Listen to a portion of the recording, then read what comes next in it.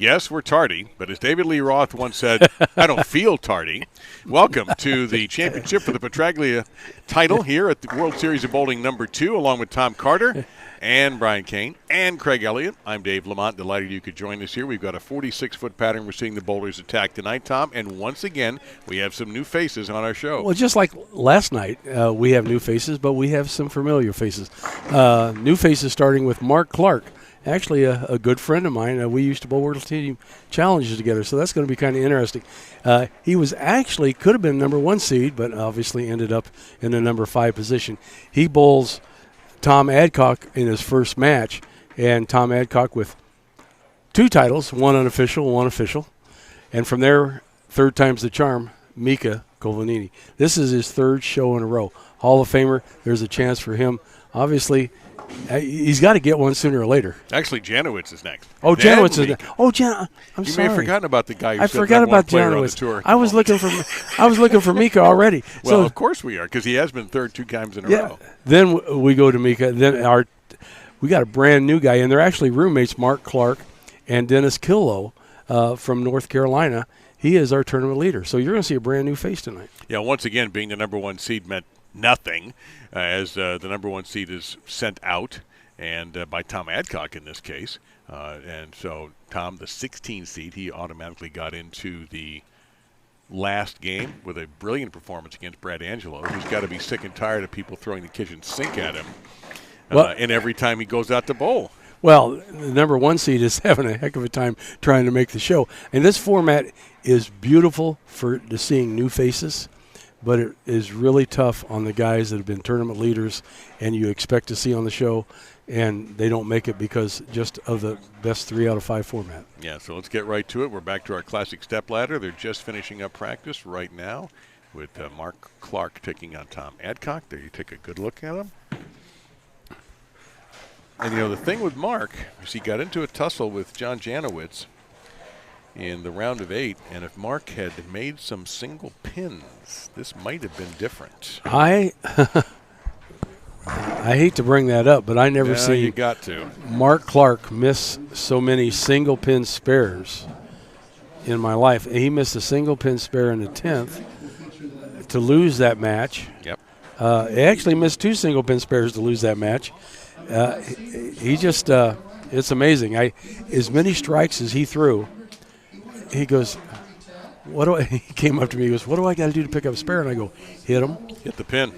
Just hit it, please. Tom, tell him take the thinking out of it. Tell him to hit the darn pin. It's not moving.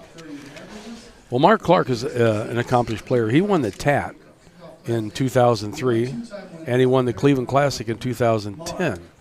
So it's not like he's unfamiliar with bowling and winning.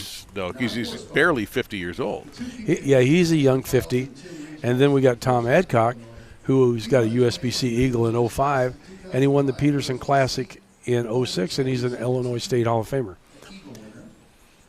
And Tom was wearing the same jersey that he won in the Village with. Well, the bingo jersey is back. It's funny. Well, sometimes some people are superstitious, and if sometimes for bowlers, okay, maybe a lot of times, and if that's the jersey he won with, he's probably going to try to see if it still holds that luck. Well,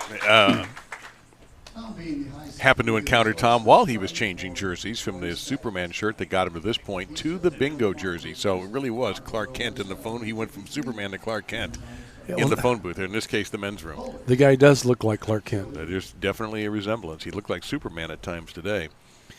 And defeating Brad Angelo, who defeated the #1 seed, Paul Kaler. Well, the thing about Tom Adcock, he's ageless. He's 61 or 2, and he looks like he's 40. Yeah, he another one of those guys that might need to produce a driver's license. It's the first shot of the stepladder is from Mark Clark, and it's a strike. We're bowling on 46 feet of Johnny Petraglia. What are we looking at here? Well, this pattern plays inside. There is an out of bounds, and the match play today, there seemed to be a little bit more of an out of bounds than normal. And actually, they started out playing to the right, trying to open that track up. Then they moved left, and so they could have something to bounce off of. But in qualifying, this was an extremely high-scoring pattern. And this will be a urethane-free zone, it looks like. Oh, definitely a urethane. That was a mouthful. Urethane-free zone. Yeah. There is 24.1 mils on this. Ratio is 5.2 to 1. They're using Kegel Fire, and they use Kegel Defense C for the cleaner. Every time we do the patterns, they change. Sure. And today the guys thought the pattern was totally different than what they actually made the qualifying on. This should be a rev rate type player's A-game pattern. Well, no coincidence. We have some of that with Tom Adcock. Well, you watch Mark Clark. He's got that kind of rhythmly bounce to his approach, and he's got that rubber band arm swing. Watch his arm and his elbow. It's just like he snaps through the ball. He's got great roll on the ball.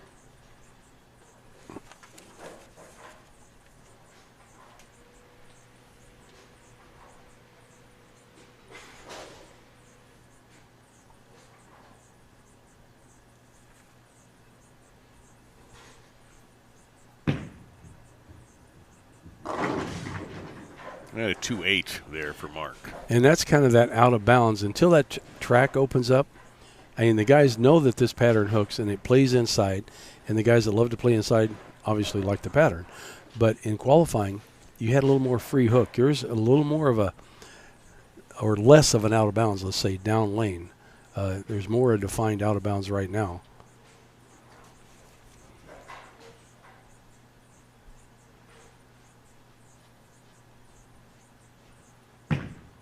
And this was a pattern guys didn't use a lot of surface on.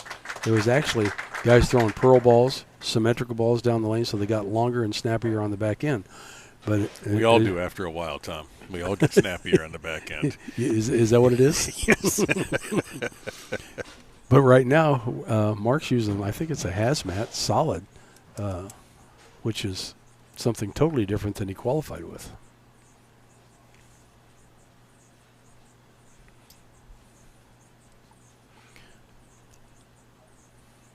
If I'm not mistaken, Mark Clark was second on this pattern. He was. You were not mistaken. And he was able to defeat Parker Bone III in 4 games, but John Janowitz beat him in 4 games. But that 4th game had to be incredibly frustrating for Mark because, again, he got in a situation where if he doubled, and I think it was double and 8, he would beat Janowitz in the 4th game and force a 5th, and who knows what's going to happen. And he missed a single pin in the 10th, 7-pin. Yeah, I think he was expecting the ball to hook in, and it never did. And Janowitz ends up getting the W, putting Mark, who was the highest remaining seed in the round of 8, into the number 5 seed.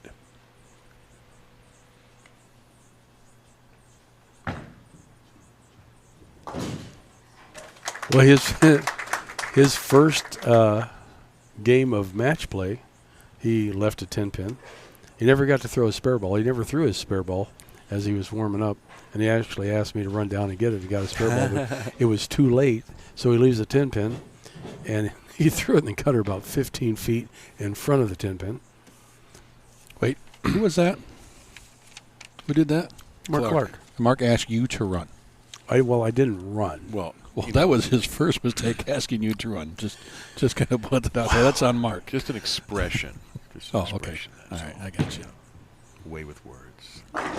And that ball crossed like 15 and only hit 12 down lane, so it never got a chance to see any friction to turn the corner. And unfortunately, a 7-10 for Tom Adcock. Well, I did go to the paddock to get him a ball, and I came back. He said, "Go in the paddock, go to the door, the side door, and it's right there." Okay. So I go to the side door, and there's a whole bunch of balls right there. And I pick up the one he told me, and I come back, and he goes, "That's not my ball." So, what kind of ball rep are you? Wrong bag. And there are a lot fewer bags. It was so funny. I walked in there just before the show. There's one here, and you basically had a village of bags back there. Well, you put 160 some Yeah. players in a room, and everybody they're allowed 9 balls, three ball totes, and some guys ended up with, let's say, 5 bags in there. It was tough to find stuff. Yeah, it was tough to actually even navigate. It's a lot quieter back there now. And that is not Squidward from SpongeBob with that walking noise, and it sounds just like him. Why do you know that? Oh, you don't know SpongeBob? Come on, man. 25 years of SpongeBob. Josh has been begging for airtime this week, and Well, he just got to got take it. care of that deadwood. Nicely done. No, he gets, when everyone takes all the photos for Facebook, at the end of when we have our champion, it's always the people with the trophy, never the guy with the mic who gets the Facebook picture. That's true. Just saying. They don't want our pictures anyway, do they? Apparently not. Tom finished 7th on this pattern at the Johnny Petraglia BBL Open earlier this year, back in May. Mark originally from Illinois, Naperville or somewhere around that place. And I might be wrong about that. No, New Palatine, and he was introduced as New Palatine, Indiana. I think that's correct, but that's not where he is now. He's in Charlotte North Carolina, area. Charlotte, He's in North Charlotte Carolina, area. right now. He was an Illinois boy. Actually, when I owned a bowling center, he used to come over and hang out and bowl at the center. Maybe get New Palestine. And a shout out to his wife Chrissy and his children Addison and Hunter.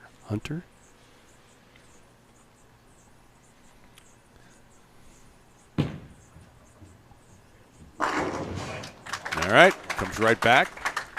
I'm going to say this is a pattern that Tom Adcock is in favor of. He finished 2nd on the BBL last year on this pattern, 7th this year. Well, guys that have the rev rate that Tom Adcock, Mark Clark, and actually the guys that made the show, all of them, where they can stand a little left and it opens up down lane and they can bounce it. I mean, they like to see the ball hook. And they're good at it.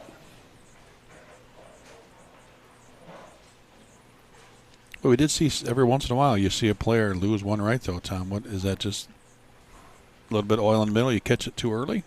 Just the ball just pushes right? Because that cost a few guys matches as well. Well, it did, but the ones that I seen that went to the right, they just missed it at the bottoms badly. And it just shot to the right. Unfortunately, Mark just leaves a 7-pin, and that kind of scares me after watching him shoot spares. How do you think today. he feels? He's missed a 7-pin twice in his match earlier. And the last one is why he's in the 5 seed right now. Yeah, and the way he threw the ball, he should have been the number 1 seed, but unfortunately his spare game. And believe it or not, folks, he is a great spare shooter, but I don't know if the nerves got to him or – and this is his first PBA tournament. Yeah. He's not bowling anymore after this. He's going home, and he's actually going to try to figure out through work, because he's in the financial business, he's going to figure out through work, and I think he can work on the road, how to do the whole swing next year and get a shot at Rookie of the Year. I think he might have dabbled on the kids tour when he was younger, but I do truly mean dabbled. Well, we all dabbled. Yeah, dabble in, but not anything where he's like, okay, I'm in my car here. Here we go. He had too good of a job to go. Yeah, it happens. Leave and just go to the tour. Okay. Tom looked a little concerned when his hands were spread out there. Well, I think he thought that was going to be high. He's playing it right now pretty tight. So is Mark a non-member now then? Is that? No, I think he is a member. Okay, then so he won't be eligible for Rookie of the Year next year. That's why I was curious, because I was just thinking. One tournament knocks you off? Yes. Wow, that seems harsh. But Dennis and Mark both, and if they do happen to win today, they would become eligible for the tournament champions at the end of this year. Yeah, but if he doesn't. They're both members. Yeah, but Rookie of the Year, you should have a minimum, like 3. Well, this is 4 events this week too, 4 tournaments. Well, yeah, that's true, but it's 1 event, 4 tournaments. Yeah, Interesting. That's a play on words right there. That's a 10-pin right there. And that was a little bit more arc. He was obviously a lot straighter on the right lane. I think as this step ladder goes, the scores are going to get higher and higher. And I think the championship match I'm going to say you're going to have to throw it 240 or better to win. Okay. Well, at the head of that is Dennis Killough, the number 1 seed. He was the big beneficiary when first Paul Kaler got knocked out in the first round of 16, and in the round of 8 when Clark was defeated, and Killough was able to beat Mario Quintero. Well, Paul had a chance, obviously, to make it to the show, too, and his final shot to win his match, he needed to strike out. He threw 2 in his final one. I mean, that's the one that comes to mind. Missed it off his hand, and the ball just skated drastically to the right. I don't know if he stuck. I don't know what happened, but it was like he actually dumped it. We got a pin in the gutter on the left lane. Well, it's the second time we've had one of those. It's Tom Adcock abusing Super Tom. the pins around here. And Clark Kent.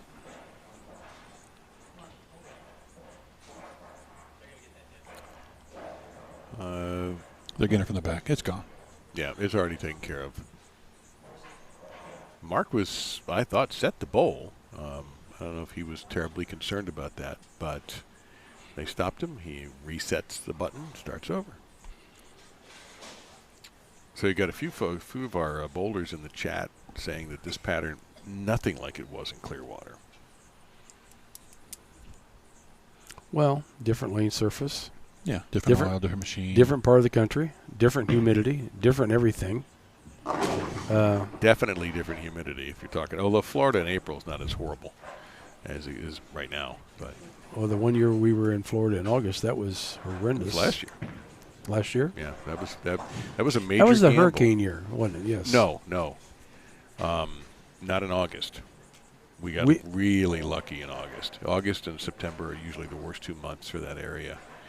The year before, I think, is when, was it Ivan or that came in, or Ian that came in up the west coast and really whacked Sanibel and some of those areas there really hard.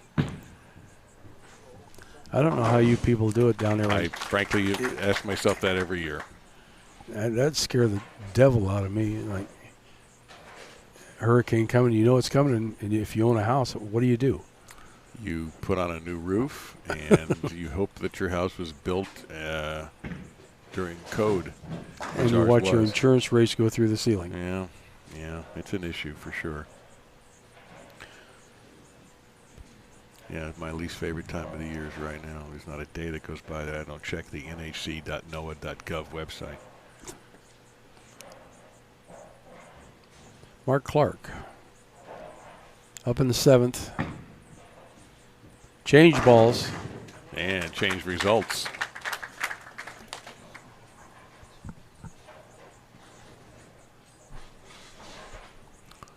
Got a possible 237. Oh, that's right, James. Yeah, pointing out it was. That's right. Y'all were in Lakeland. You're right. Right. That's correct. I forgot about that. I was not at the Lakeland event. That's the one I missed. Yeah, everybody kind of took cover, and my wife and I just stayed in the motorhome next to the bowl. It's always a safe place to go when you're in a hurricane. Well, it worked out, thank God. Yes, it is, Judy. It's horrible, and I take it as it comes, and it's still horrible.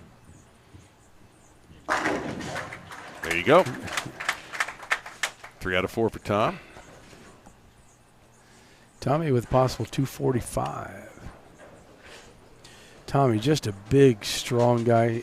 You know, win an eagle at the USBCs, that's hard enough as it is because you got, 17,000 teams that are bowling. But then to bowl on the Peterson Classic and win that's a feat that's unbelievable there. Yeah, that's the one where they, throw pizza at you.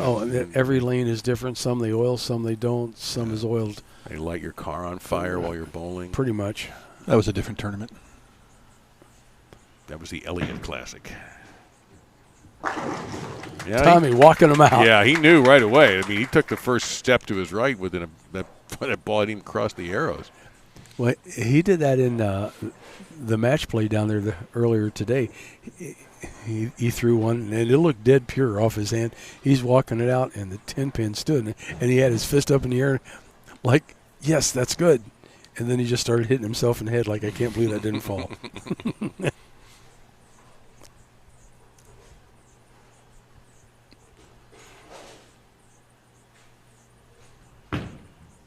All I told you they were going to move in, and they're moving. Yep.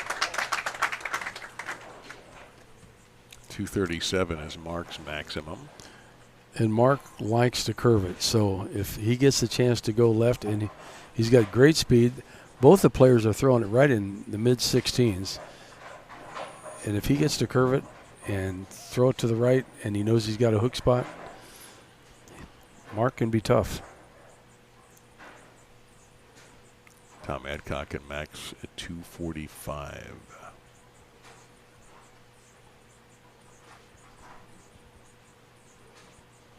The winner will take on JJ, John Janowitz. Now, how did I miss him on the intro?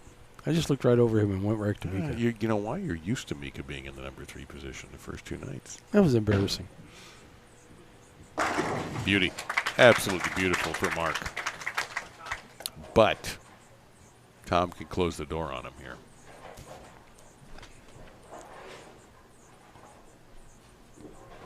The winner of this having to take on JJ, a guy that's Hall of Fame eligible already, just doesn't have enough years on tour to be Hall of Fame eligible. Yeah, I said earlier today, he's got 8.5 years to work on his acceptance speech. Yeah, he's got enough tournament wins. He just doesn't have enough time out here. That's amazing.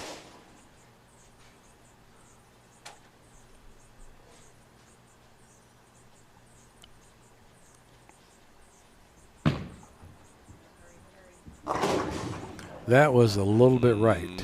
That's not enough traffic to take out that 2-pin, so that changes our dynamic considerably.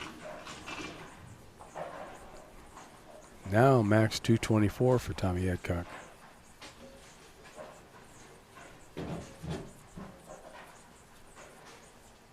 Tommy is such a great player, but it always just seems like sometimes a hiccup comes in when it doesn't need to happen. Well, let's see what happens here.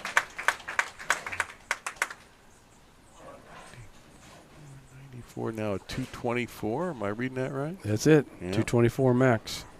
Well, now Mark Clark can steal this one. So tomorrow there's no show. We got just match play rounds. Well, for you there's no show. Well, you guys have a show. Round of 8, then again, round of 8. We got a couple of them tomorrow, yeah. 9 a.m. to, 12, roughly?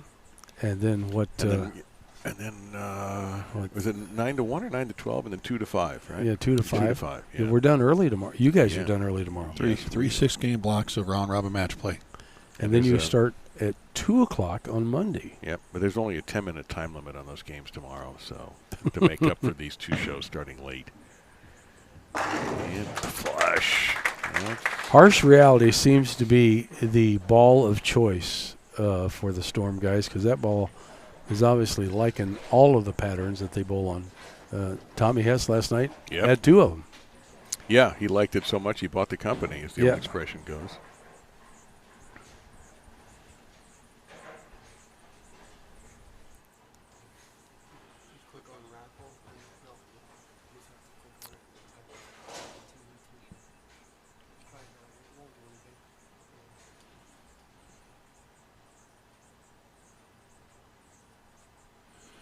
See, this one thing about having a motorhome and in your hurricane season, I can start up and leave. You can, but you won't be alone.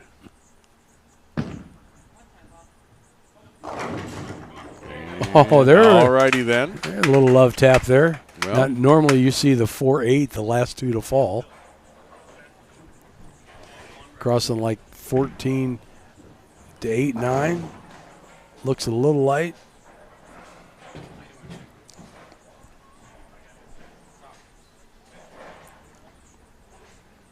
One more gives him 224. That makes Mark come to the table. Needs the first one.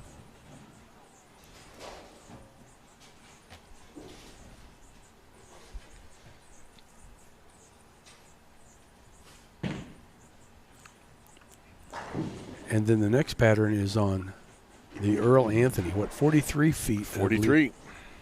Yeah, we were talking to some guys at a break. Can't remember the last time we used that pattern was. I don't remember the last time we've used that pattern. And being in here this morning, because there was a practice round for the guys, the top 18 on that pattern, And you talk about an out of bounds. Mm-hmm. If you got a little aggressive with it and tossed it to the right, it was 3 off the right. I think some of them are a little scared about that pattern. All right, 222 for Tom Adcock.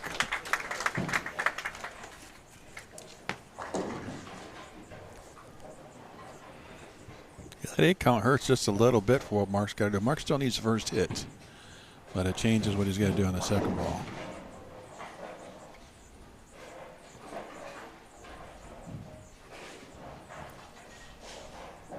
Striking 8. Mark looks like he switched to a GB5 a couple frames ago when he started striking.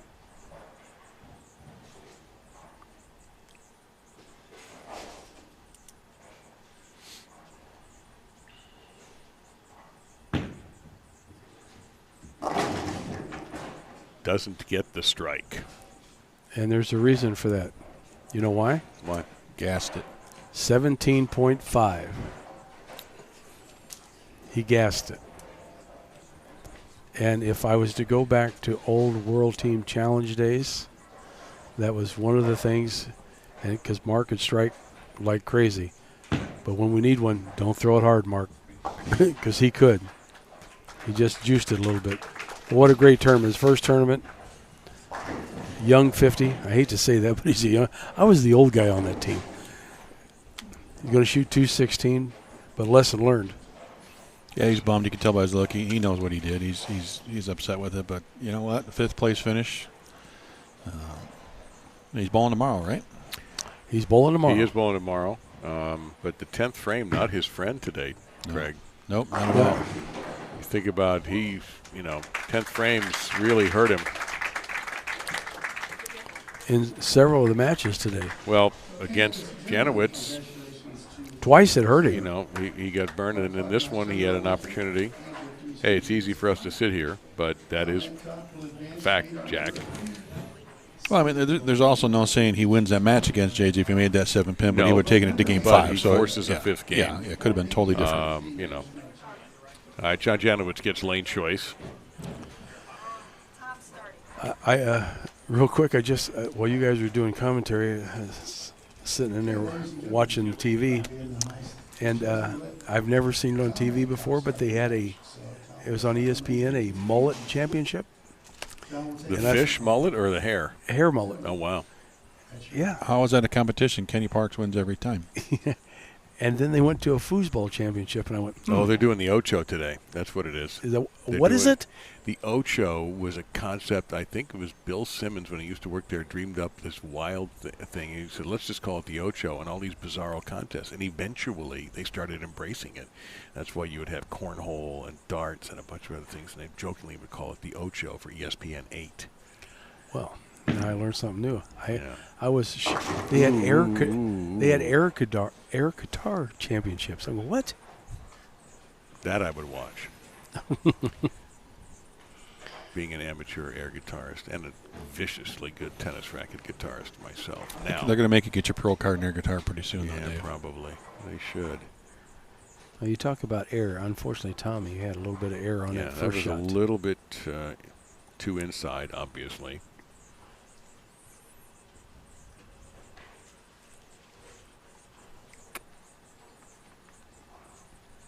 Three, 6, 9, 10.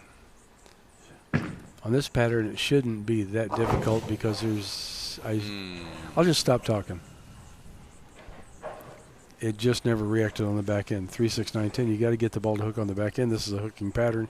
You would think that ball would have snapped on the back and taken it out. Yeah, but that's why we were talking earlier. But there's still just not really out of bounds, but a touch of just push, enough, just a little too much push, and there it goes. It's like that speed bump you hit down. The ball picks up speed down lane. All right.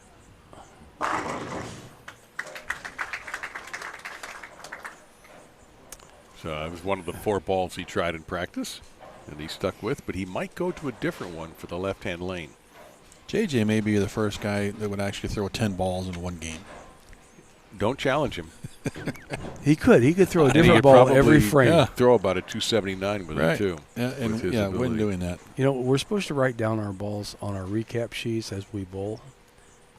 I wonder if they have to staple pages to his. His is legal size. all of the equipment he goes through. Woof, we've seen a lot of those today. Yesterday and the day before was more of a 4-9 or 6-8 for lefties. Today, the righties were plagued with solo 9 pins.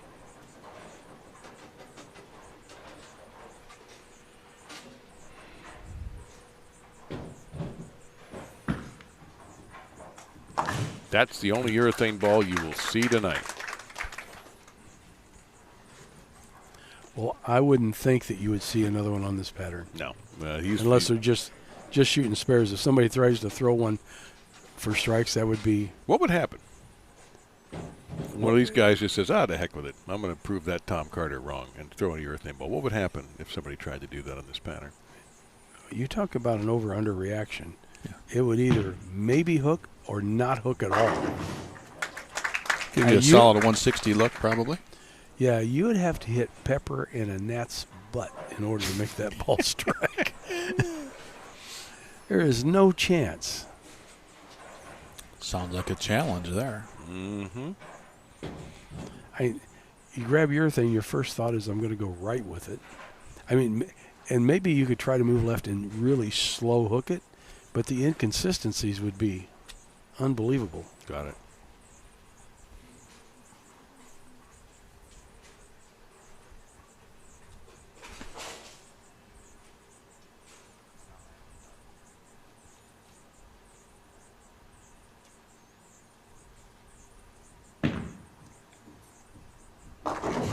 In that lane again, he goes high and pays an even steeper price this time. 4-6. The balls are just jumping off the pattern. Tommy hasn't moved far enough left yet. But he will next time. So last night we get the Tom Carter shim doodle.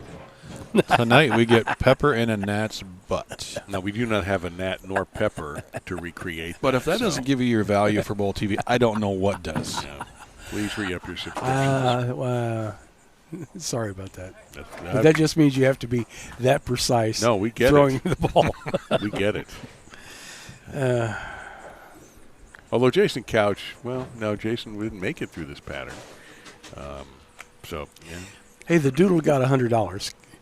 Yeah, that's 150. 100. I think 150. counting the other contributions that people said they were going to make. Yeah, we 150. I got the 50 from Brian. He gave it to me today, so I got to give that to BVL. Janowitz 2 for 2 on that right lane.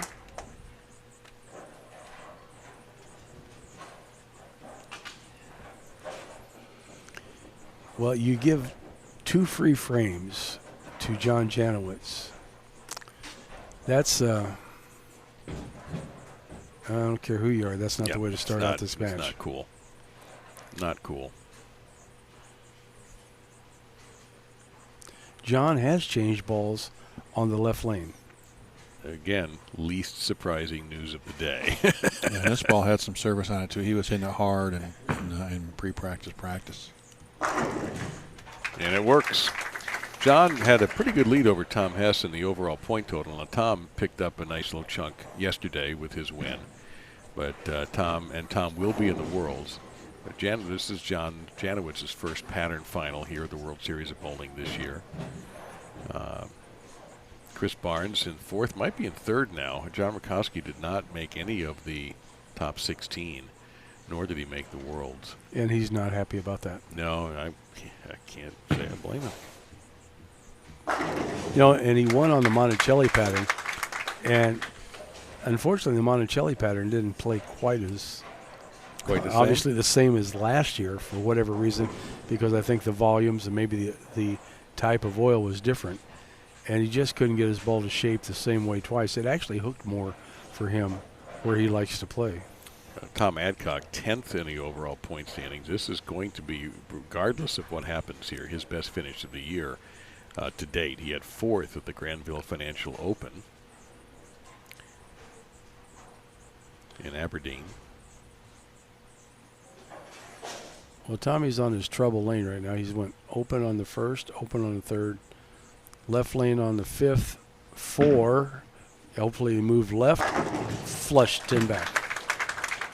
Well, last year, the first 2 events, we had first-time winners. This year, We've had a lot of new guys on the show, but they haven't been able to break through yet. We still had the veterans get the wins. Rakowski won here, and so did Dan Knowlton. First two.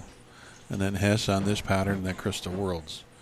Chris and Tom getting their wins on the Hall of Fame patterns the first 2 days. Yeah, the win for Chris is first this year. We said it earlier, this pattern actually favors new faces just because of the format, which is not a bad thing at all. Well, John's relatively new face. He's only in his second year. But in the last 2 days, we've had 5 new people. Yeah, it's great. On the show, which I'm kind of the underdog guy. I like to see new guys, getting their title. That's what keeps us out here. That's what keeps the tour going. Well, here's John's year so far. 12th at the opener, Hamtramck, then 13th at Granville Financial, 6th at the Villages, 4th in Fort Myers, won the Johnny Petraglia BVL, 4th at the USBC Senior Masters, won the PBA Senior U.S. Open, 3rd in Morgantown, 1st at the Bud Moore. The cut he missed 6 shows in a row there. Yeah. Yep. Then he misses the Ballard in 30th and was 22nd in the Monticelli, so he actually didn't get even a check for the Ballard. That's got to be unheard of. Yeah, 3 titles. That's his only miss. 3 titles, no runners-up. So if he gets in the championship, he wins it.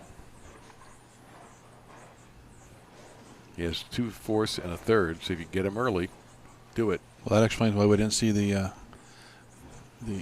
John Janowitz dinner selfie off the ballot, because he didn't make any money. He didn't eat.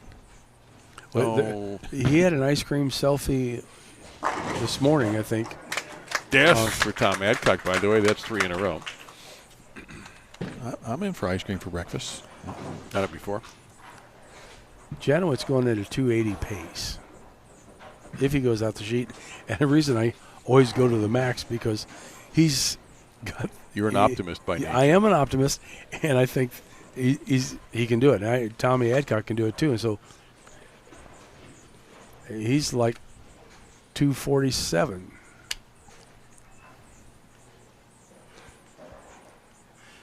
These guys didn't get here because they can't strike. No.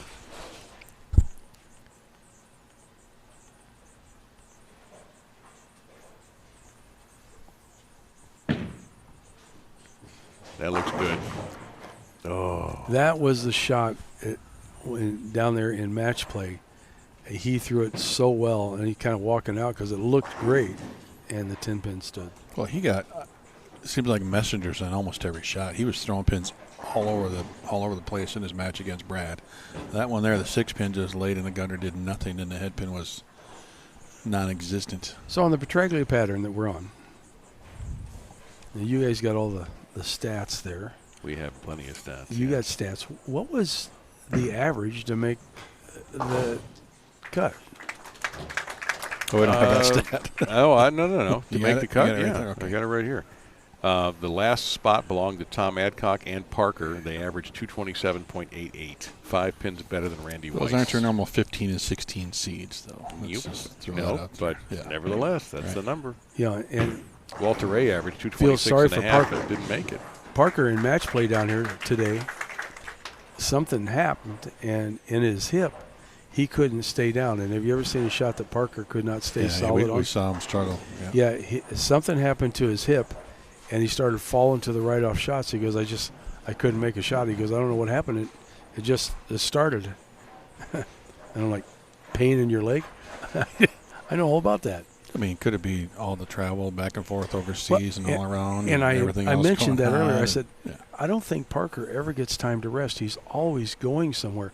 I don't think that guy gets a full day's rest ever. Man, John Janowitz just tuned in right now. Yeah, strike spare the next 6. That 280 is extremely possible. Oh, Tom Adcock's only at 226. Yeah, he's in some serious trouble. He's going to need some help. Yeah, talk about Parker and all his travel. Remember 2 years ago when he bowled qualifying on Friday in Grand Rapids? Flew to New York City to be on Good Morning America for bowling day, then flew back to bowl Saturday afternoon. That's just crazy. I mean, he just came from Korea with his boys. Oh, and by the way, when he wasn't bowling here, he was out on the golf course. Well, that's what did it. So, Maybe that's where he twisted his hip. I'm Good not sore saying. butt. I'm going to go with that.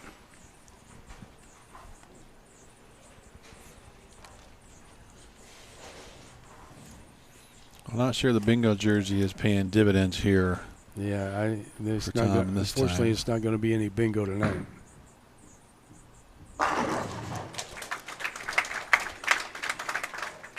Yeah, even striking out is probably not going to make a difference. No, 226. I don't believe, unless the roof falls in, is going to be enough to beat. Yeah, any John mark, Janowitz. 9 out, 9 out is 226. So any mark in the next 2 frames is more than enough for JJ. So JJ just crossed like 22 at the arrows out to 8. So the shot is going left. How far left is it going to go on the show? Well, he'll be the. He'll I know do what he Dennis, has to do. Dennis may be right. Dennis Killough, he goes left too. Yeah, that's a great question. I mean, Mika, Mika's not hold on going a that second. way. Yeah, wait. Let's not forget about the fellow who hasn't shown up yet to bowl, who hasn't made it over here for game number 3 of the Stepladder.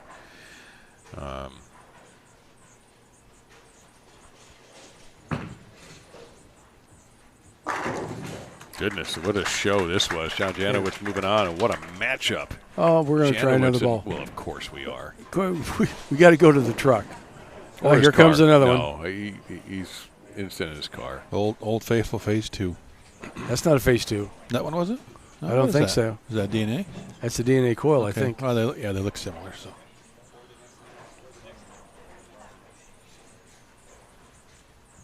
And just one for old time's sake, just to see what happens. And it hits pins too. Jeez. I know. It's been going on for a while, hasn't it? For 2 years we've seen this. It's really unbelievable. Although we shouldn't be surprised anymore. Now he's going to throw a different ball for the last shot. They're all going to strike.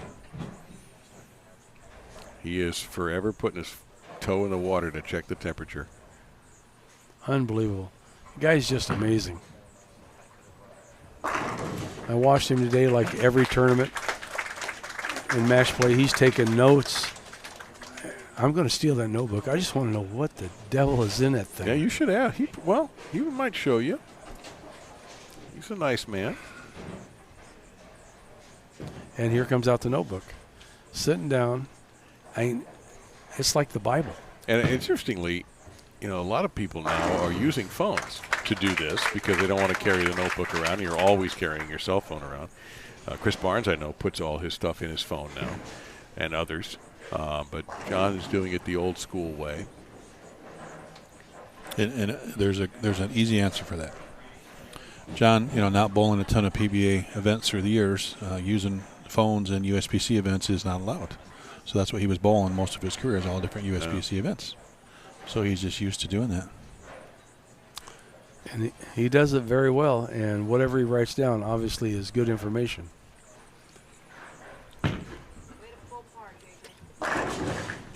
Tom Adcock will have his best finish so far this year. Make sure I'm right about. Well, actually, he ties. He's 4th, right? Yeah. So he has tied his best finish, which was the Granville Financial Open.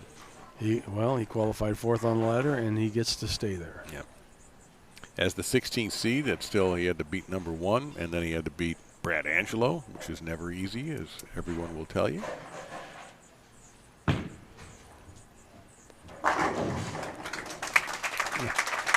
He threw that and knew it was good right off his hand. Funny thing is, he actually had a higher score in this game than he did in winning the first one.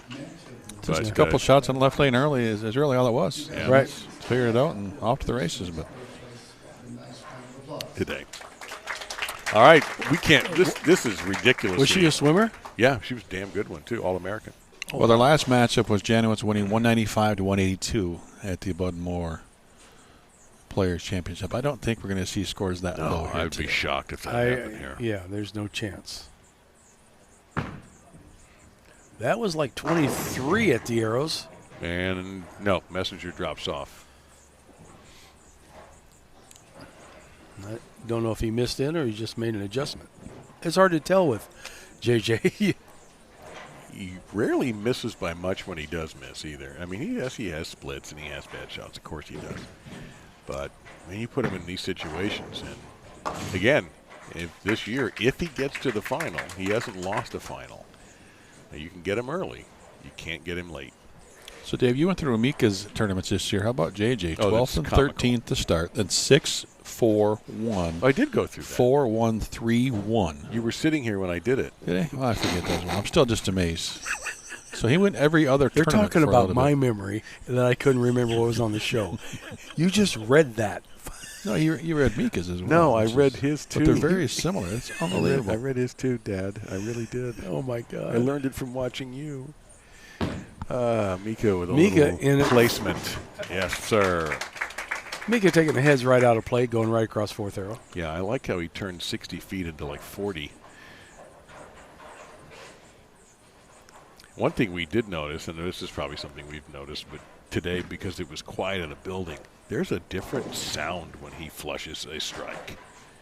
That's true. There really is. We could actually listen to Mika bowl and knew when he threw a strike if we didn't have the cameras on him at that moment. Well, Randy Peterson always kind of says 60 feet to success. Mika's like 40 feet to success. Yeah, he just he takes the front part of the lane out of play.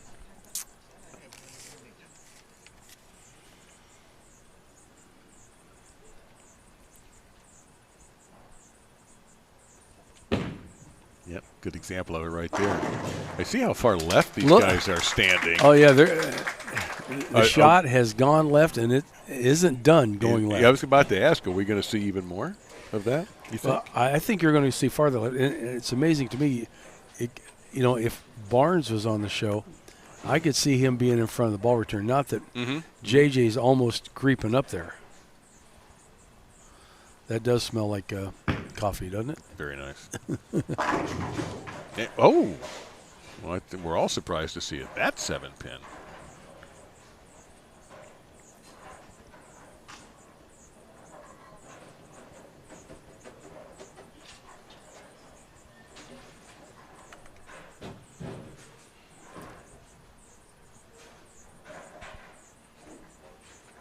That was a harsh break.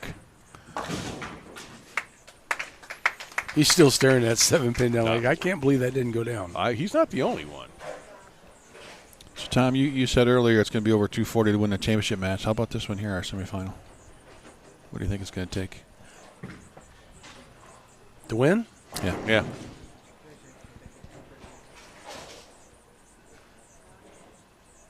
$256. We're going to hold you to that. I know you will. Unless the lane. They got a deadwood issue. They're Whoa. telling John to hold Well, up. he wants them to know before the mechanic jumps down there and Right. distracts Oh, him. okay. Yeah.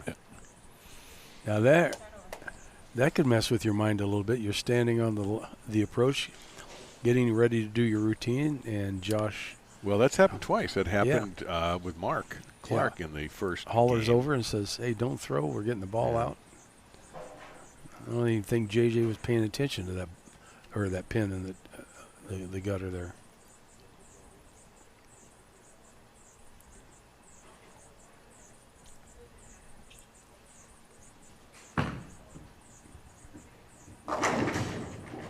Okay. There's an interesting tap on the 7. Well, he was due one good break in this game anyway. Mika. So was it the 4-pin that just turned around and snapped that? The 7s have been stubborn the last 12 hours or so here in this building. We've seen a lot of them. The blower 7s, a little more prevalent than the 10 pins for the right-handers. We also saw a lot of failed messengers toward 10 pins today. They were violently flying across but just not in the right direction. I mean, just not close enough to the 10, I should say.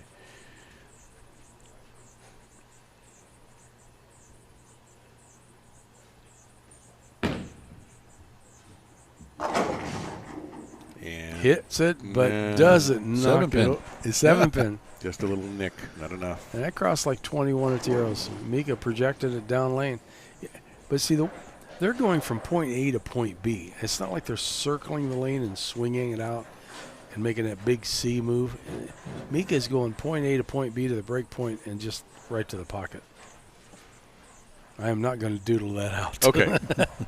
No, we've done our doodle. We've asked for enough of our audience who very generously came through for BVL last night.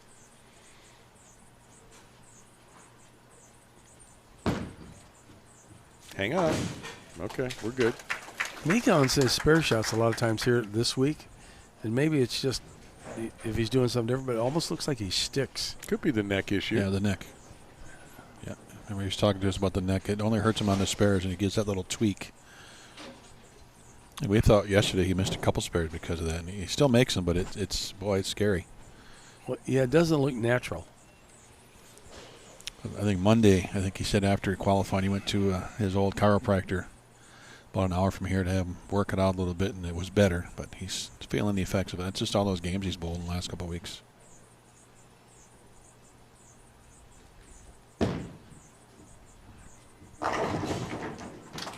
Well, that's one way to eliminate a pain in the neck is to strike. Just strike more, right? And Mika, believe it or not, as tall and lanky as he is with that long arm swing, he's only throwing that ball 15.7. He could probably crank it up if he wanted to.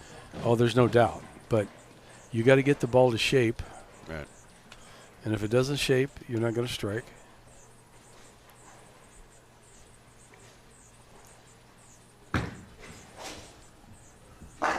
JJ at about 23, 24, but that ball at the back end looked like somebody kicked it. Man, kicked it in the pocket.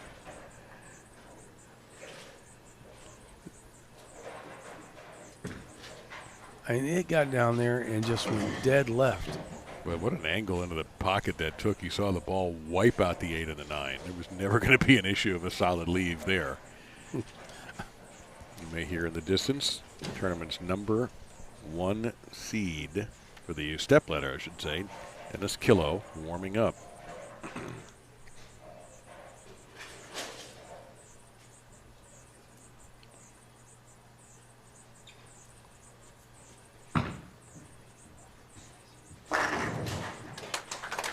Three in a row for Janowitz. So what do we got? 279, 279? Yeah. I might have to take the over on your 256. Guys are getting dialed in.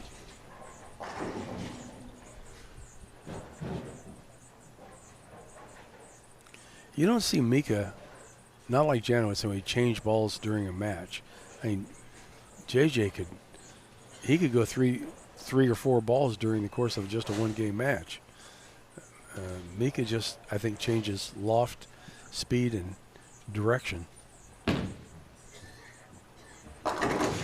Ooh, that sounded a little funky, and it was.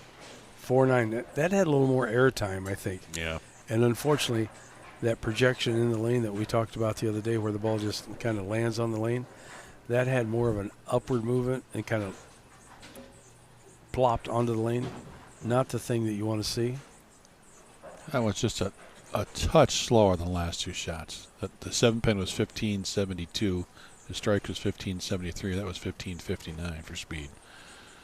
Minimal, but just enough difference. Well, and the fact that they threw it in the air, up in the air, instead of planed it, I think that accounts for some of the speed. Yeah, you kind of feel like with Janowitz, you have to make these semi-makeable shots, too. A semi-makeable split like a 4-9. By that time, he smothered the 4. John just put so much pressure on you. It was surprising. I don't know, Tom, you remember go back to the championship match when these two met.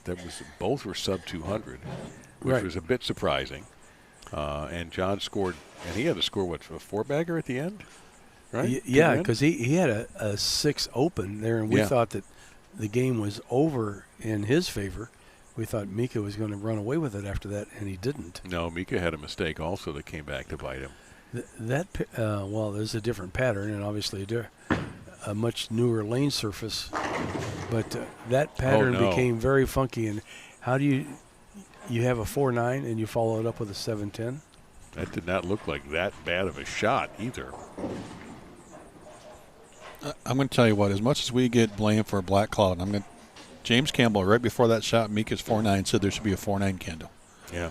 Then he just says there was more 4-9s and 7-10s this week. And then we see a 7-10. So, James, I'm not sure what kind of voodoo doll you got going on right there, but my goodness. Next time you see Mika, an apology. Oh, well, a little entertainment there. It was close, but no cigar. Well, John Janowitz in a commanding Now, position here. The best that Mika can do is 226. He's going to have to get 226. You get that feeling. A couple unfortunate breaks there. That ball went dead across fifth arrow. So the guy started at 15, and now we've already moved, in the course of just a few games, 10 boards farther left. So how fast is this shot transitioning? And that's what a lot of bowlers don't realize. When lanes break down, they can break down so fast, and you have to move so much, but your mind just doesn't wrap your head around that and go, I shouldn't have to move that much. Well, most people's minds don't wrap around that quickly, but here's one that clearly does.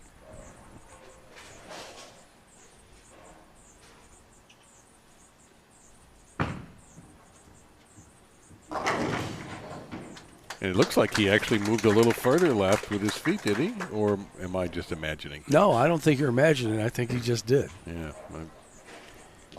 Where is he going to be throwing by if he gets to the final? He could be in front of the ball return. I'm on lane 52. The left lane. Yeah, he's going to be on 52. He could be left of the splice, because if you look at the dots, there's 20, 25, 30. We got 35. So any boards left of that, he has to physically count to see where he's going to be at. Mika trying to rally, gets a quitter 10. And not even sure the old Anaheim Angels rally monkey is going to help him here. Well, the difference is JJ's got the ball down in the lane a little bit sooner, read the lane a little stronger than Mika. Mika's still kind of power driving it down the lane. But here he is, 3 shows in a row. We still got one more show to go. And the odds of him making 4 are pretty doggone good. Yeah, I like his chances. Oh, this guy? Yeah. Yeah, absolutely. Unless he's really hurting with that neck, he's just too good. This is not turning into his best game, obviously, and he's run into a very difficult opponent. But well, JJ, is kind of robotic. I mean, he's kind of like a throwbot, I think, because you don't see him really ever fall off a shot. And when you excel at repeating shots, you can read transition, you can read things better. Brooklyn that time, actually, wow. for Mika. So it's going to be John Janowitz moving on. And Mika threw a different ball that time just to try to get a different read, but it didn't work. So Mika, 4 straight shows, going for a 5th starting tomorrow. Bet against him at your own risk. And he'll grab 1 or 2 before we get out of here for the end of the year. Well, the only mistake he can make is ask him one of his tour mates to program his GPS to get to the next event, because if they put in the correct address, they need to be slapped. And Mika's putting on a heck of a show. Yeah, he hasn't got the wins yet here this year, but it'll happen. It's going to happen. It has to happen. It's the same old thing. You make that many shows, you're bound to win sooner or later. And obviously JJ is the epitome of that, because he makes a lot of shows and he's been winning a lot. Oh. To become Hall of Fame eligible in your first year and a half out on the PBA tour, that's pretty impressive in itself. And he can hit that piece of pepper. So. Yeah, he could hit the net. Yes. Yeah, he could. If he he's going to win this game. If he goes on and defeats Killough, it would be his 6th title, which would tie him with Steve Neff, Norm, and Dick Weber on this tour. Isn't that the list that Chris Barnes just took himself off? Steve Barnes was on that list. Now he's hanging out with Dave Sutar, John Messina, and Earl Anthony. Oh, that ball jumped a little bit on him. Hey. He's like, he turned around with the old eyebrows raised. No, Barnes is in that list. That was his 6th. So he even up. That's right. He'd even up with Chris, Norm, Steve Neff, and Dick Weber. Yeah, because the date on it, it's already in there. Because Tom Hess jumped out and is now with Johnny Petraglia and Tita Semez after last night. Not a bad group to be with. Nope. No. Level of carnage that Tom has caused around this tour also over the last few years. Oh, my God. Yeah, he's making shows after shows, and when he makes a show, it's normally a win. He's tough to beat, but his mental game is strong, extremely strong. Right now, we're just kind of going through the motions to finish up this match. Yeah, we're finishing it because we're required to. But for Mika, another strong event. Another single-digit finish. He's not finished outside the top 10 in any event he's entered. Ninth, as I said earlier, ninth, seventh, second, third, fourth, third. I think the only thing that would slow JJ down, turning off the lights. Yeah, besides that, if we actually picked a different oil that maybe he wasn't familiar with. I'd like to know one he doesn't know, because don't forget what he does on the side. I know, but he knows all the machines and all the oils, I'm pretty sure of, because he's a student of that. But if there was something new that he hadn't seen yet, it might catch him off guard. That might be the only way. For one game. Yeah, just slow him down. He hasn't won on the Crisco pattern. Yeah. Tasty. You get a little STP out here, we might be able to slow him down a The little bit. Granatelli pattern, or the Andretti pattern. Tom, do you think it's Old-time possible, though, as we watch Mika, as we watch JJ go for another ball, is there a point we can overthink it? Is that possible? Well, for the normal human being, I would say yes. You can overthink it, and you just do crazy things, and because you get ahead of yourself. But JJ never seems to do that. I mean, everything. His brain, I think, works like an Excel spreadsheet. I mean, he just kind of knows where everything falls into. I mean, he's amazing to watch, and what balls he picks up. And it makes no difference what company.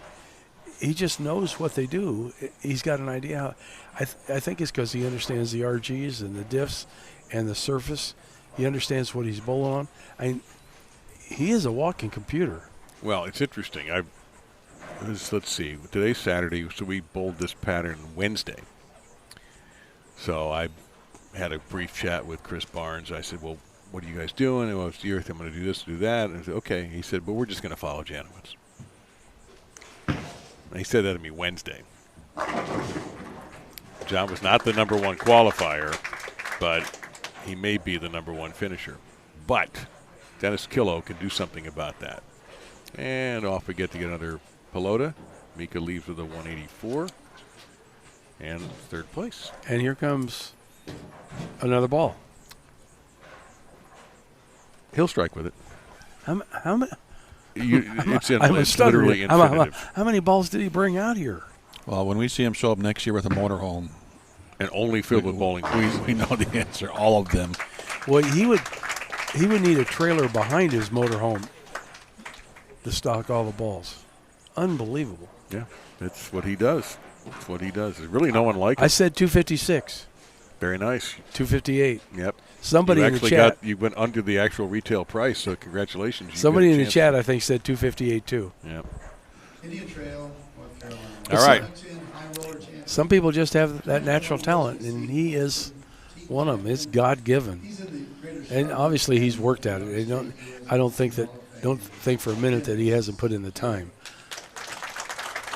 So Dennis Killough is the higher seed. He will get lane choice. And he will ask John to finish on the right lane. So John Janowitz going for his fourth title to retake the lead in PBA50 titles for this year after Tom has tied him yesterday.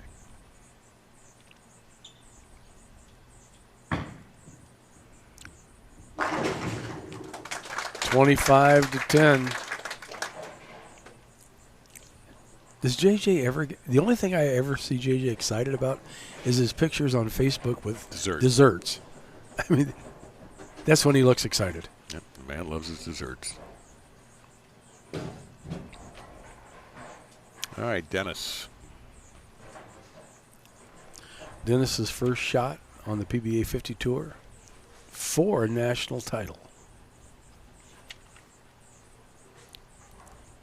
He defeated Skip Pavone and then Mario Quintero to get to the show. And flushes it. Beautiful shot. Yep. Doesn't look like he's scared at all. No, he shouldn't be. I'm sure he's bowled a lot of games we've never seen. He's hugging the ball situations. return, too. I mean, Yeah. he could be in front of it before this game's over. He's using a hammer effect. In qualifying, he was using, well, not in qualifying, in match play today, he was using balls with tons of surface. So these lanes have obviously transitioned to where you need a ball that's going to kind of skid through the front part of the lane and snap on the back end.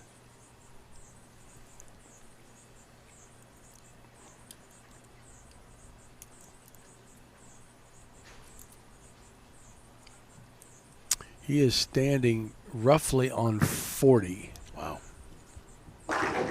And nailing it. You see the ball sweep away the 9. Drifts a little bit to the right because 40 would be sliding right at where the gutter meets the lane. So he's sliding on about 36. So he's got like a 4-board drift to the right, which a lot of guys do when they get really deep. They tend to drift back towards the lane a little bit. So Killough starts with a double. You almost feel like the first guy to shoot a spare is going to be in trouble. Exactly. Wow, did that snap? 9-pin for Janowitz. Well, we mentioned it the last game. He threw a shot on that, and I think it was close to the end of the match. The ball went down there and it looked like somebody kicked it. I think he'll be in front of the ball return before this one's over. I mean, Dennis is going to he wants to get inside Dennis, right? He'll get there. JJ bounces it back out, showing his muscle. That 16-pound ball going down there at Yeah, he throws all 16 22 pounds, miles an hour. which the balls weigh almost as much as JJ. I mean, the guy, literally, what is he? He's right at 5'11", probably, Yeah, that sounds about right. and what, 150? I don't know. I've stood next to him enough doing interviews after he's won tournaments. I should have his height by now. Yeah, 150 pounds. I mean, he's.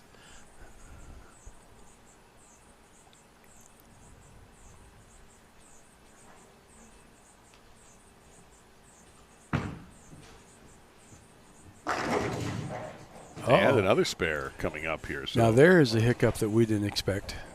a couple of Strike, spare, another spare. Dennis starting out with the front two. Yeah, but you can't drop your guard against JJ. You can't think, okay, I got this in the woods. Not at all. I'm sure Dennis is well aware of that. Well, this might be his first rodeo on this tour. It ain't his first rodeo.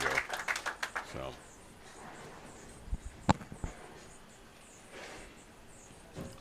And he actually has an opportunity here now if he hits front 4.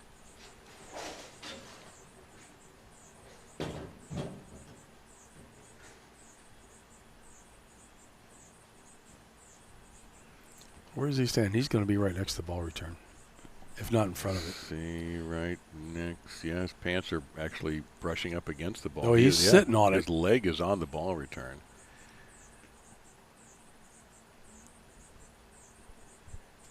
That's kind of got to be an uncomfortable start, don't you think? Got to do what you have to do, right? Look, he loves the shot. And kind of a quiet 8-pin. He started to march that one out. Ball just didn't turn the corner on the back end.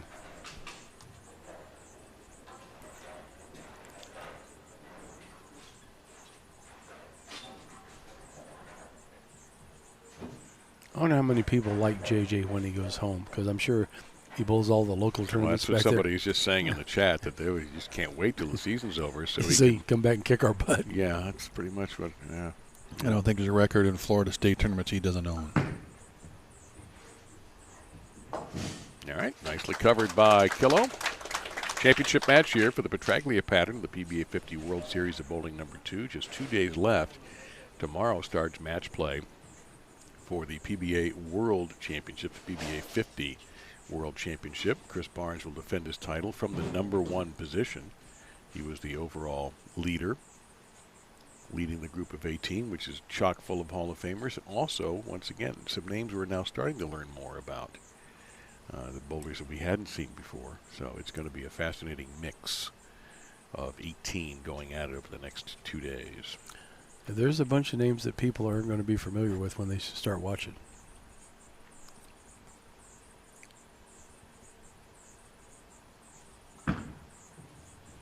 Cross it right at 24-25, and beauty. He's making it look easy.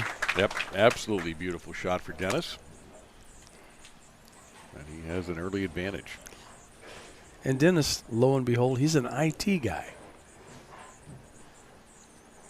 Okay, that's a position I could never understand. Yeah, he's an IT guy.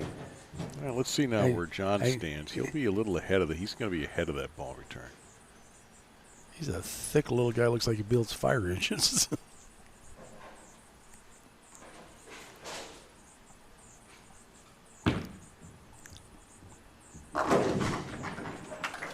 Well, didn't we have who did we have on this? Brian Deedy, who builds shocks for race cars? Right. And he's in the World Tournament. Yes, he is. That boy's strong. Oh, my God. He's not the guy I'd want to meet in an alley.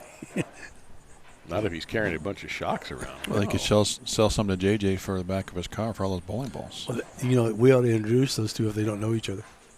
Make sure we get 10% of that deal, too.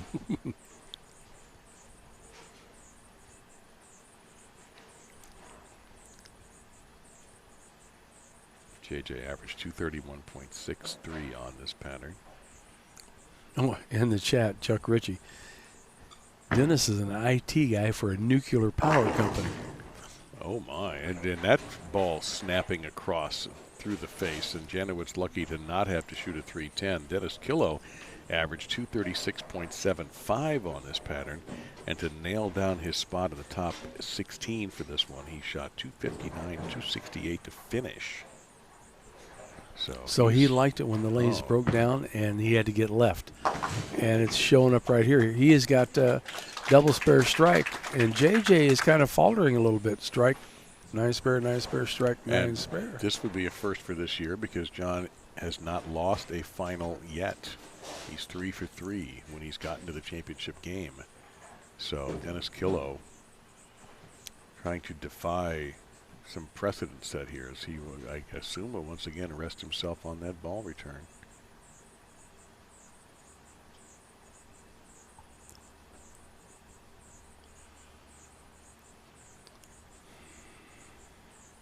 Well, Dennis winning an eagle at USBCs, which is tough, obviously, and bowling a high roller. That's one he loved. That's not an easy one either.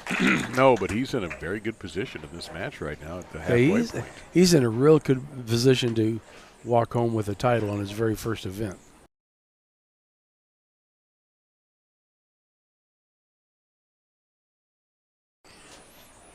Well, I think we're going to see JJ make one of those big moves here to try to get back in it. But we saw Dennis in a couple of his matches have a few issues with spares as well. Not that we're trying to forecast anything, but this match is far from over. He does have a double working, as you see. See if he's moved any deeper. Because on the monitor, at least I can see his feet. Looks like he's still around 40. Any deeper would be Lansing. Yes.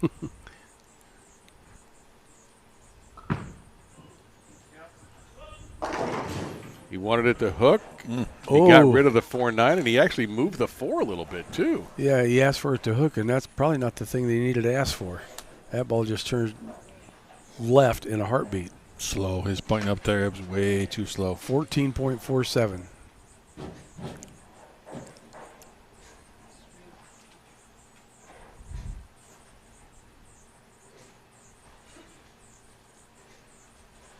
He can still shoot 258. Not a bad score to have. No. That would win him the game. Win him the title if he did.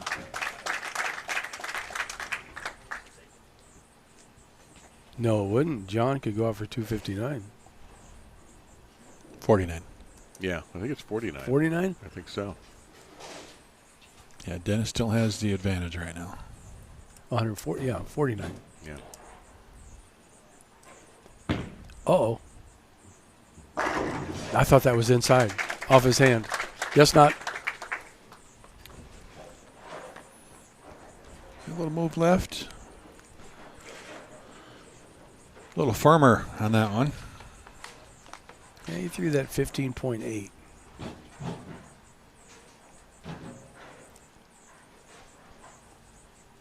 So the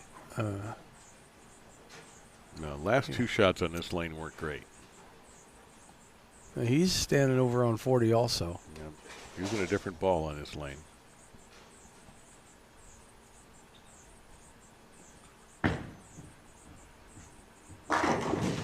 Got that one out over a little bit in the air, a little touch. Yeah, and the tempo that you were talking about, his approach, that little stutter step wasn't as long. He didn't pause as long, which he picked up his tempo, and he threw it harder. Yeah, no ball change, just a little left with his feet and a lot firmer. 15.67, so he amped it up a little bit.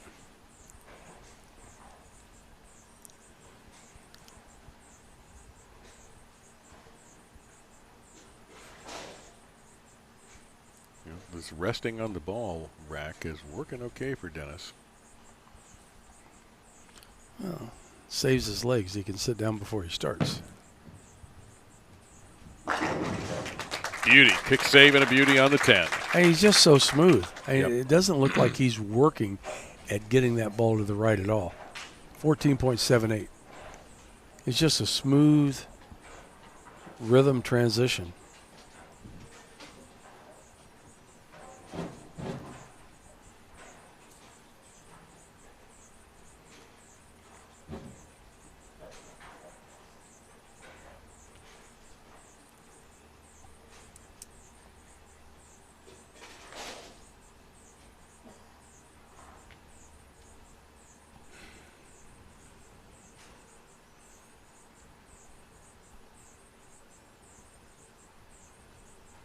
Oh, he's a little bit steeper than 40 right now on this left lane.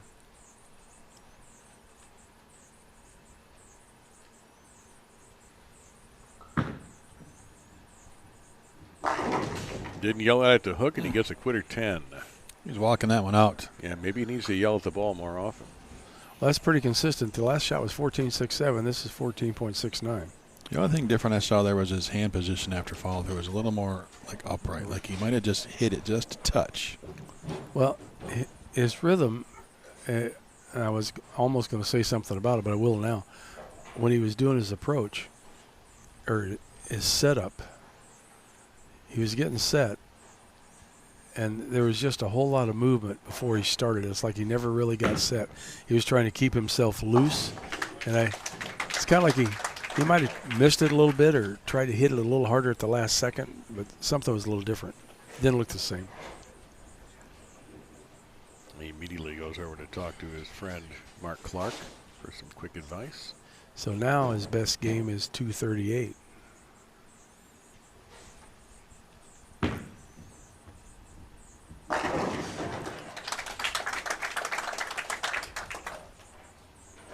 Yeah, Janowitz can go off the sheet for 249. Little pause for the train going in behind the building here. Yeah, it's a track very close to the building. Oh, within 50 yards? Yeah, that's about right. And it's gone. Janowitz looking for a fourth straight strike.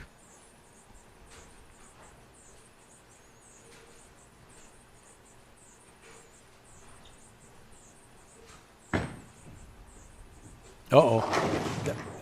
Got a back trip. Well, I said uh-oh because it looked like it was projecting too long down the lane. It wasn't going to make the turn, and it looked light.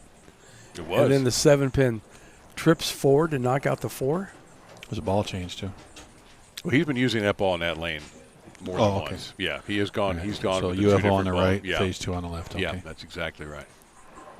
So Janowitz now in a position where he just has to see Dennis Killough cannot shut him out. But Dennis needs to fill all of these frames. Mm-hmm. Well, that was inside a little bit, but I think it's going to be okay. It is.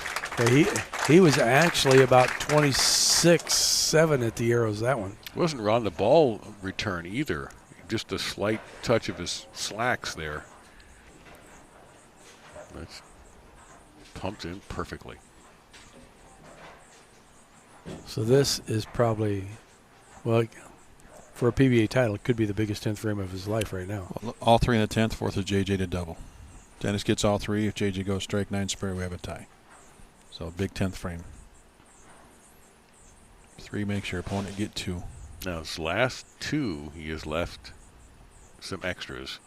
One was a 4-pin, the other was a quiet 10-pin. The 4 was almost a 4-9. There's a little thought going into this shot. Yeah, he's not doing as much bouncing around as he was.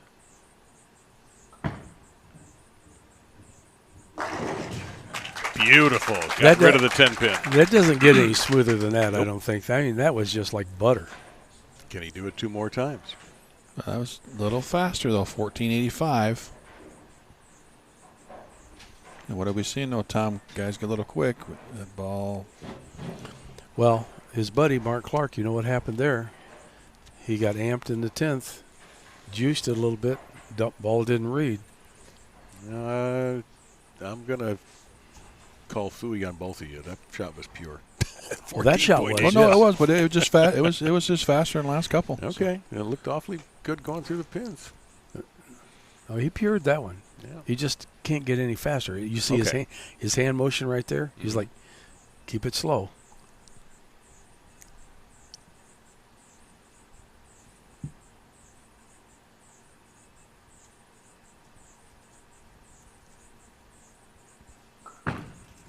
That's huge. Right there.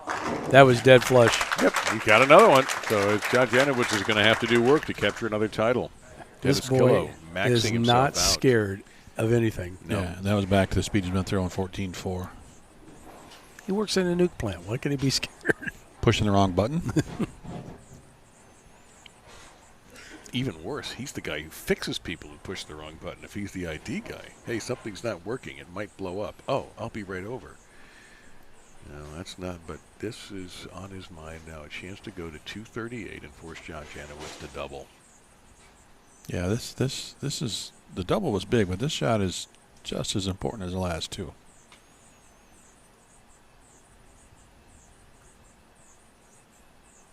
He's counting boards. You see him looking down?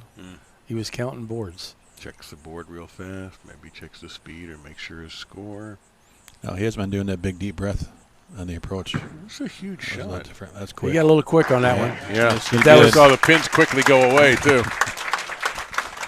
Yeah, 14.9. Unbelievable. Almost looked like he kind of squared things up and got firm with that one, and it worked out for him. Well, is 238 going to be good enough? We're about to find out. Well, you know, people have a tendency to do things under pressure. They either get slow or maybe they get fast. And after you've obviously bowled enough, you know what your tendency is, and maybe he self-corrected there on that last shot. Yeah, a little subconscious there, and just let it go. All right, what do we need here, boys? A double. All right. Anything less than a double right now is a loser. 26 at the arrows. Snap hooks. There's the first one. Wow. That one was a little light, didn't you think? He seems to be getting those light hits to mix, though. We said it the other day, last couple of shows, that there was not even half pocket hits. They look like third pocket hits. Yeah. Splatter the pins more.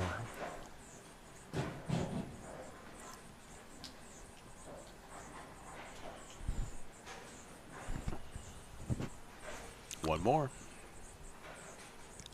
He's double checking the score.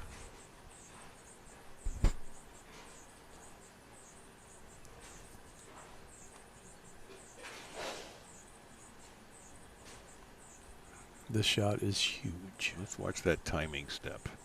See what he's got cooking. Can we have our first-time winner of the 2024 World Series There. of Bowling? Little hesitation. Got a little off on this Oh, one. that one's off. That one is That was light. Unbelievable. Have we ever seen emotion from JJ? A little That was the bit. first time. That was really that was meaningful. Yeah. Look at he just threw the hell out of this. Basically, there was nothing subtle about this shot at And all. holding that pose. It looked like he got that a little far right, and it wasn't going to make it back, and it did, and splattered some pins.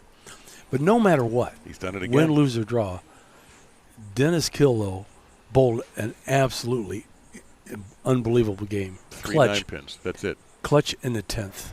And JJ 3 9-pins. It's often where. Folks, he's done it again. He's done it again. He's got another title. John Janowitz for the 4th time and the 2nd in a week is a champion on the PBA 50 Tour in a brilliant match against Dennis Killough.